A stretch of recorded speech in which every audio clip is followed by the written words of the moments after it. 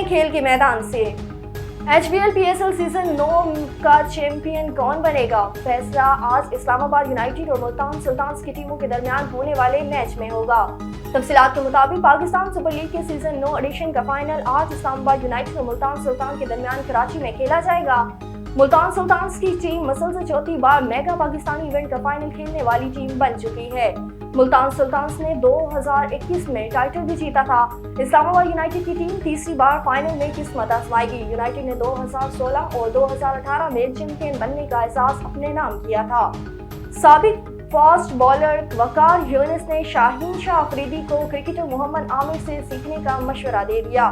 تفصیلات کے مطابق اسلام آباد یونائیٹڈ سے پہلے ایلیمنیٹر میں کوئٹہ گلیڈیٹرز کی جانب سے محمد عامر نے عمدہ بالنگ کا مظاہرہ کیا۔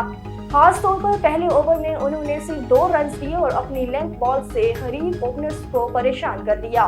کمیٹری باکس میں موجود رمیز راجہ بھی ان کی بالنگ کو سراہے بغیر نہ رہ سکے۔ انہوں نے کہا کہ عامر نے بہت ہی اچھی بالنگ کی۔ رمیز کے ساتھ کمیٹری باکس میں موجود سابق فاسٹ بالر وقار یونس نے اس موقع پر شاہین شاہ افریدی کو عامر سے سیکھنے کا مشورہ دے دیا۔ دنیا ابو طالب اولمپکس کے لیے کوالیفائی کرنے والی پہلی سعودی خاتون بن گئی۔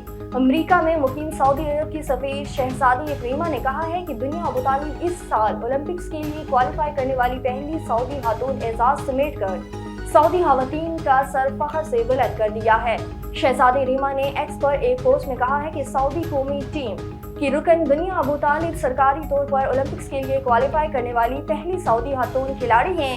انہوں نے اولمپکس گیمز کے لیے ایشیائی کوالیفائنگ راؤنڈ میں بھی کامیابی سے حصہ لیا۔